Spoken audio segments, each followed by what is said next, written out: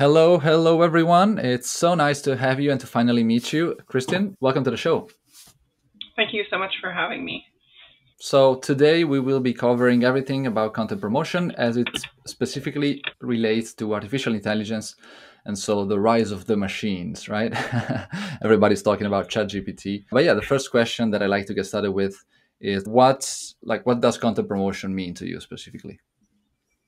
Content promotion to me really is about matching what's interesting about a certain piece of content with what a particular audience finds interesting, and also matching the right channels. So, where do those audiences consume content, and how do you reach out to or put that content in the proper channel for the proper audience at the right time?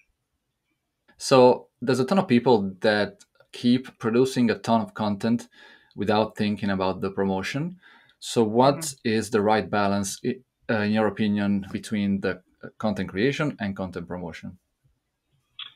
Well, I think especially in the age of AI, where we're going to see it becoming easier and easier to produce content. Really, content creators need to be thinking about what the distribution channels are and who the audiences are from the very start, and what unique value their content is adding that doesn't currently exist, right? So it's about creating content that has new information to add to the conversation and isn't simply a rehashing of old information. Maybe seeing a leveling up of the demand from publishers for uniquely valuable content. And I think the right mix is really just figuring out from the very start how you're going to promote a piece of content, who the audience is, what the channel is, and trying to be as certain as you possibly can be that it's the content you're producing is going to be well received by the audience that you're pitching it to or that you're distributing it in front of.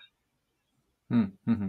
And so, do you think this is the end of all of the how-to articles, the ultimate guides kind of thing? I Well, not immediately, no, but I think it's the beginning of the end for any type of content that is like a retelling or rehashing or mashup of existing information that isn't really adding anything new to the conversation. New data, new experience, some new insight. I think that will be the minimum bar content that audiences will care about. And yeah, I think in the age of large language model driven search engines, you'll have for basic informational content, you'll have like a winner take all sort of situation where you can't have 50 articles that can attract attention on, a very basic telling of some piece of information.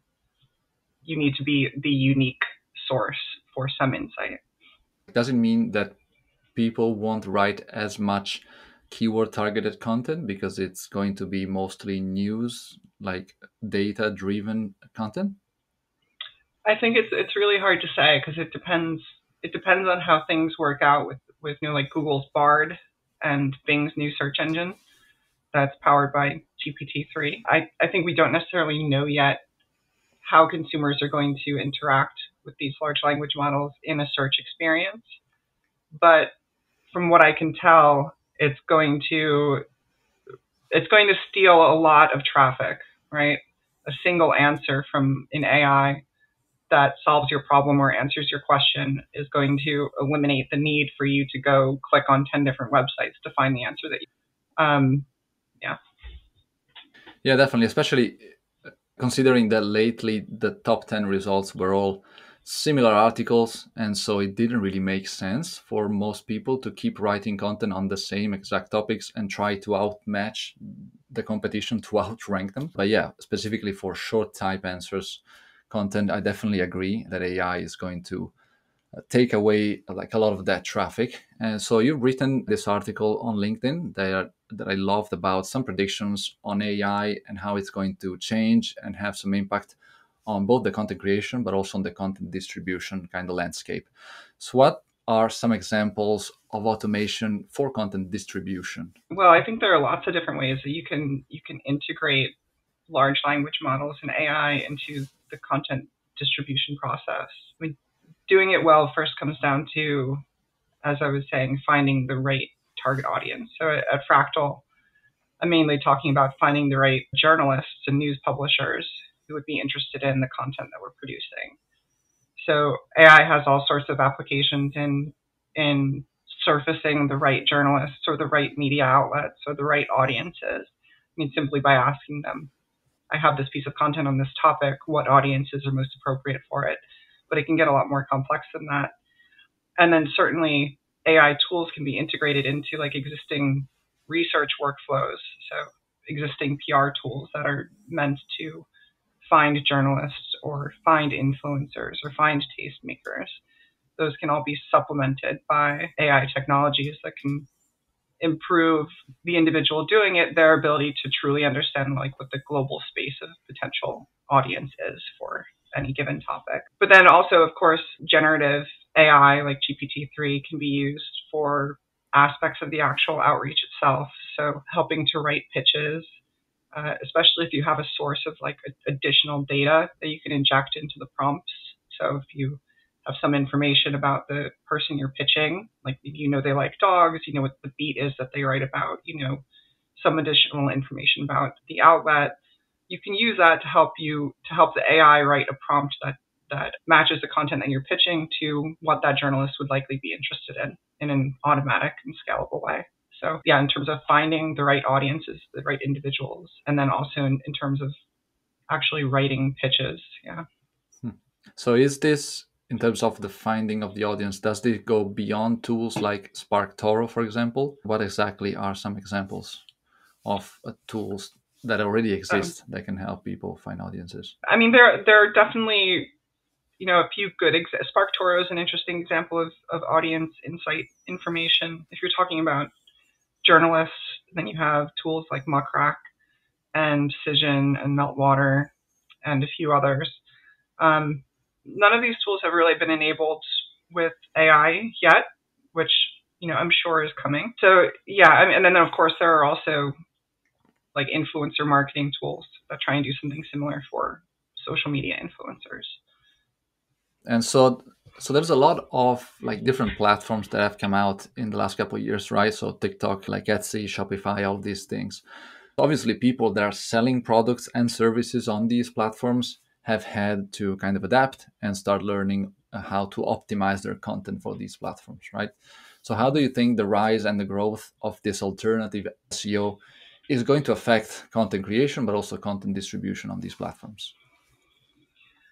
I think we're seeing a fragmenting of audiences across platforms, and I think it's going to completely depend on the business, which channels make most sense for them, what their product or service is, and where their audiences are aggregating or congregating. Some businesses, it will make sense for them to operate across many or most of the social channels, as well as organic search channels. Others may have one or two primary places where they can really see like a positive ROI for the type of marketing that they're doing on one existing channel. I think in general, audiences are really trending towards short form content and having shorter and shorter attention spans. And I think that's a general trend across all forms of content or all channels. So yeah, I think we will continue to see short form video platforms like TikTok have an outsized influence on and really capture more and more audiences than they've been able to in the past.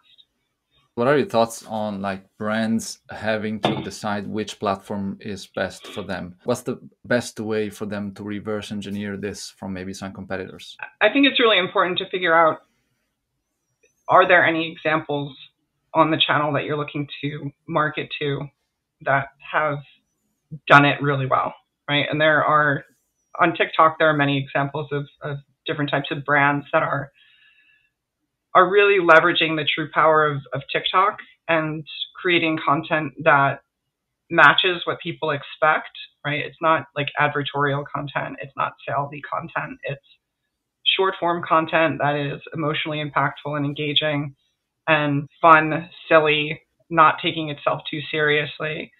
And then human, right? Like human stories are what really matter on social media platforms like TikTok.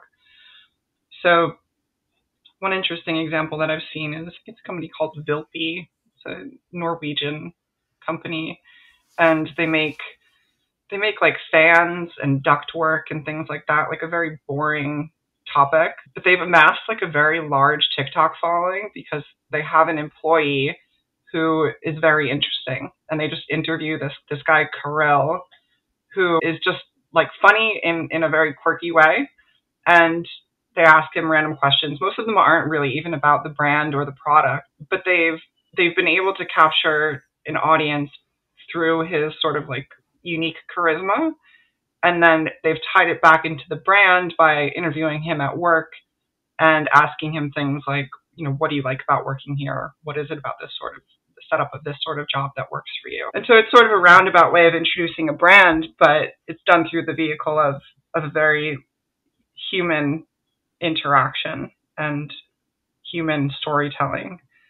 And I think that the brands that are doing well on TikTok are the ones that are taking that sort of unique approach to content creation and aren't thinking about it in terms of how close to the brand, how protective am I of the brand when I'm doing a TikTok video, right? They're willing to be more experimental and sort of go outside of their comfort zone in terms of the topics that they talk about, the formats that they use, and so on. Definitely agree that this is a very good strategy to kind of gain brand awareness, maybe like get trust to the brand as well. But do you think this can also translate into actual like revenue down the line for companies, or is it just a pure kind of brand play? I think it really it's on a case by case basis, right? So like the example that I just gave, will that translate into more sales for their fans and things like that? I mean, I think it really depends, right? Like the TikTok algorithm is really a new generation of content recommendation system that we know something about, but we certainly don't know everything that we would like to know about it. From personal experience, it seems almost psychic in terms of how well it can match, my interests, even interests I'm not necessarily aware of. And so, yeah, I think it has a unique value in that maybe those videos are actually being shown to audiences that would be interested in buying their product. Okay. It's a little hard to say right now, but yeah, there's something pretty magical about their recommendation algorithm. And I wouldn't necessarily underestimate its ability to find the right audiences, even if the content itself doesn't necessarily seem like it would be able to. Yeah, it's definitely spot on as an algorithm. It's kind of scary sometimes. But yeah, so you also write in the article about how data is becoming more available, more easily attainable from people. So what do you think are the benefits of this? Because the way that I see it, it's mainly going to create more competition, especially from like the agency standpoint. So why do you think there are benefits in this? So in the article, I'm talking about the availability of data being important because it allows brands to create content that really presents entirely new information and insight. And that's the benefit that I think it is primarily creating, right? So if you're a brand, there is now really a near infinite number of data sets that might exist out in the world that would help you tell a story about some aspect of your product or service. And with AI, surfacing that information is becoming much easier. Analyzing that data is becoming much easier. Telling those stories in a scalable way is becoming much easier with the help of large language models. So, and then also, these large language models, as we were discussing earlier, are going to necessitate content that is presenting new, newsworthy, unique information that isn't found elsewhere. And the best and most scalable way to do that, in my opinion, is a sort of a data journalism approach, which uses either existing data sets, scraped data sets, or custom internal company data sets, and so on. Definitely a benefit for companies and brands. And so I get what you mean. It's making things more competitive for agencies essentially, or for people that are just pitching to journalists in general, right? Because there's more people pitching similar stories or similar kind of data. So how do you think this is changing the landscape for content agency, but also for in-house content teams? I think it's just, in general, it's going to require a leveling up of the content that's being created. And I think the agencies that are capable of executing a more data journalism style content are going to win. But that's not necessarily the only type of content that I think will be successful. Like I was saying earlier, it depends on the channel, right? So if you're an agency that's producing content for, short form video for YouTube or Instagram or TikTok, then yeah, data-driven content maybe isn't necessarily the information that you care most about. Maybe you're really trying to tell like a very human story, more personal one or a funny one or, an action-based one or so on. Something else that I was kind of curious to hear about from you is digital PR and data-driven journalism type outreach. Most of the times you're promoting content that's been created for the purpose of doing this outreach. So how do you think companies that have a lot of content sitting there just doing nothing for the business that they have like maybe spent a ton of money creating, like what's the best way for them to decide, okay, so I have this bulk of content, I need to sit down and figure out the best distribution channel for this? It really depends on the information being provided in the content, right? I mean, if you have content that's essentially just rehashing of existing information or mashups of different pieces of existing information, it's not necessarily going to be worth promoting, right? If it's not new and newsworthy, you're not going to get coverage from mainstream news sites. If you have like expert opinions or things like that sort of content, then sure, that might be worth promoting to like industry blogs or industry tastemakers. I think companies need to prioritize the content that they have that is truly adding some sort of unique information and focus their promotional efforts on that. So I was talking to someone else on the podcast about this, and basically they were saying the only content they should promote is content that is adding some kind of value or that is newsworthy and things like that. So definitely agree. Most companies want to still try and promote landing pages or things just because they think that those pages will rank and bring them revenue. But most of the times, especially us as the agency, it's really difficult to do. And no one is going to want to link to a landing page or anything like that doesn't add any value.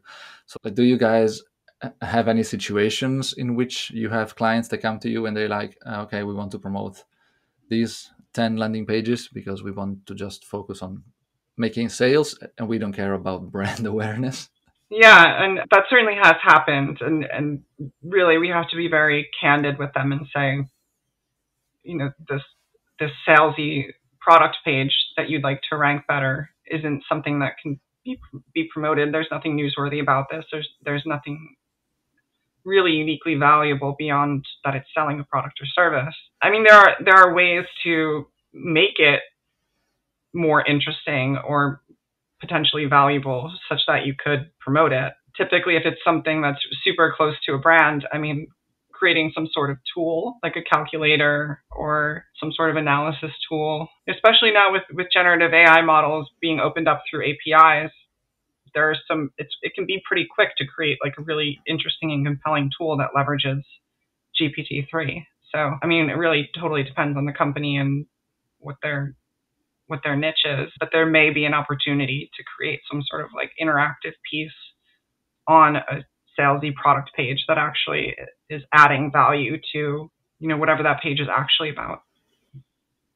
Yeah, so actually this reminds me of an example that I saw a couple of years ago on, I think it was QuickBooks. They had this page on, like it was a landing page on one of their features, and they had jump links inside the page so that main page was a landing page, but if you clicked on the jump links, the page would transform into a data-driven research study, or it would transform into a tool. So the page could be 4 different sub pages, so that then you could use those to link to the page, but the link juice would pass through the main landing page. Very interesting kind of example. So you mentioned about expert quotes and things like that, right? So for those that don't really know and they maybe are not really into digital PR, could you tell us more about what reactive campaigns and newsjacking campaigns are, and how do you see them changing moving forward?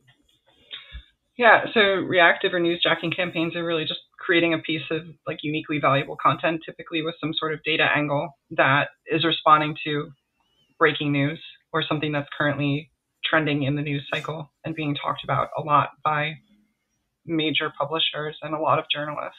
And it's staying on top of what stories are trending related to specific brands or specific industries for our particular clients.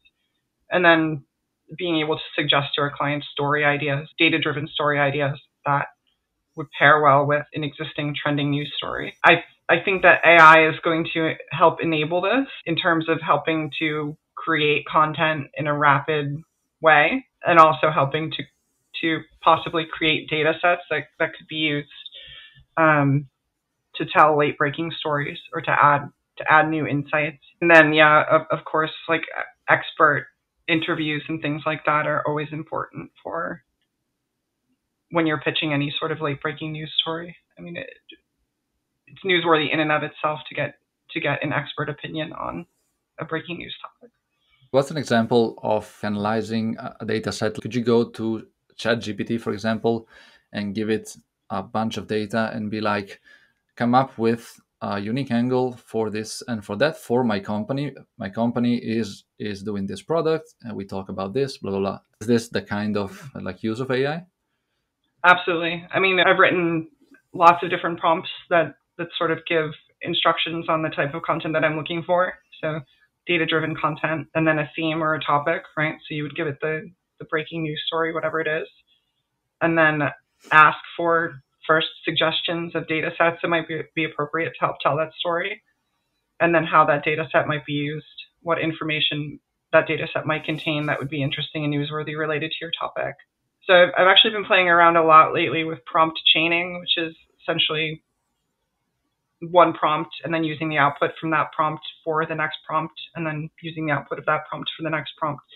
So you can get like a multi-stage output. And actually, I wrote a script that sort of does this for data journalism style ideas. That does exactly what I was just talking about. Takes a topic, produces the data sets or data sources that might be relevant to that topic, and then comes up with data-driven ideas that would leverage each of those data sets that might be newsworthy or interesting to publishers. So I can share that with you if you want to share it with your audience. Oh yeah, sure. We'll put the links in the show notes. Yeah.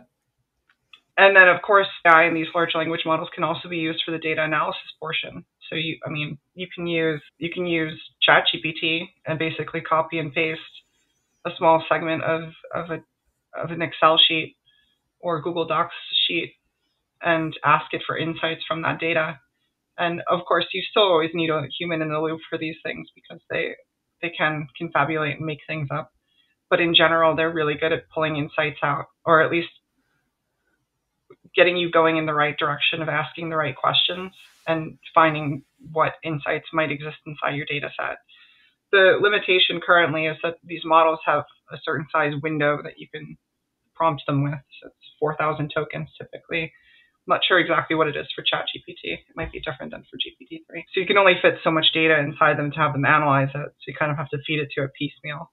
But you can also ask them in a general sense, like I have a data set that contains this general information. What insights might exist in this data set?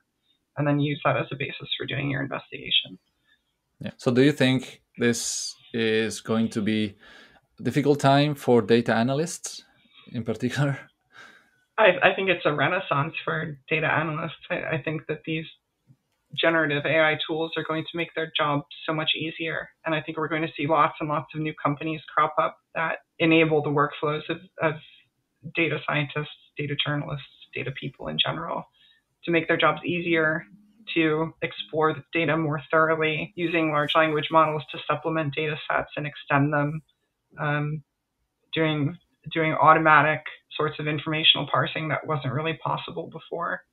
So like doing embeddings and clusterings, and then having a large language model actually label clusters in like a natural language way. That's a really interesting way that it can be used. There are really almost an infinite number of new applications, and most of them haven't even been thought of yet. So to me, it's a really exciting time for anyone who's interested in telling stories with data. So can you share an example of a successful campaign maybe where you used these tools? I mean, certainly on my LinkedIn, there's a bunch of recent case studies of content that we've created. And then, of course, on Fractal's website, there are some additional case studies and examples of work that we've done. But we're using AI in multiple different aspects of the campaign process and the campaign promotion process as well. So primarily in like the ideation phase and then the data analysis phase. So it's hard to point to, it's not like the AI is doing the whole campaign for you, right? But it is helping you to find all of the interesting and potentially newsworthy aspects of a data set. And so, it's hard to say exactly how much better it's made us at that, but certainly it's made us faster, and I think more accurate and more thorough. We're heading towards the end of the interview. So, what are some of your favorite tools and resources that marketers can use to give AI a try or try to improve their processes and systems using AI for content creation and distribution as well? Yes. So Google Colab is probably one of the tools that I use most. It's really just like a Jupyter notebook inside of the Google environment where you can share your code with other people and then also have access to some powerful computers that can run modern AI stuff. So that, and then of course the APIs for these AI technologies that are coming out. So GPT-3 has an API. ChatGPT will have an API soon, but you can use their web interface, of course. I'm also currently pretty obsessed with other generative AI technologies and models. Like Midjourney is especially amazing to me. I think the quality of images coming from there using the human reinforcement learning stuff on top of these large transformer models is yielding incredibly impressive stuff. And then I think there's text to video coming soon. There's a new technology called, I think it's called 11 Labs or something like that, that does voice cloning in a dangerously impressive way, right? Like I tried it the other day and it actually cloned my voice to the extent that I couldn't tell the difference. Yeah. So, I mean, every week there's a new technology. Yeah. So I was using the script this morning. I don't know if you know the tool, but it's basically a transcription slash video editing kind of tool. And so it can do the voice cloning as well. So if you want to add some extra snippets of like audio with your own voice, you can actually do it, and it's pretty close. Yeah. Amazing new technologies coming out. And I think in the next year, it'll only get crazier. So the last question to end the interview is, if you could have any 80s movie character promote your content, who would it be and why? Yeah, I think Doc from Back to the Future. I like how he's kind of a zany genius who is really kind of fearless, and yeah, I think that'd be a great representative for a brand. Any final thoughts that you'd like to leave the audience with, and where can people stay in touch with you and find you? You can email me, Kristin at frac.tl, or find me on LinkedIn. I'm posting quite a bit on LinkedIn lately. Free AI-based scripts and things for automating aspects of content creation and content promotion. And yeah, I'm super excited for the next couple of years in content marketing, SEO, PR. I think that these new AI models are going to fundamentally change the way that we work, the way that people search, and the way that content is created. And I think those that stay on top of the most recent advancements will have a huge leg up in terms of being able to create next level content that will be capable of getting the attention that I think brands are looking for. So it's sort of a renaissance, I think. Yeah, so I'm definitely excited as well. And so, yeah, everyone, let's go follow Kristin. And thanks for your time, Kristin. It's been great to connect, and I'll see you soon. Yeah, thanks so much for having me, Owen. I'll see you later. Bye bye.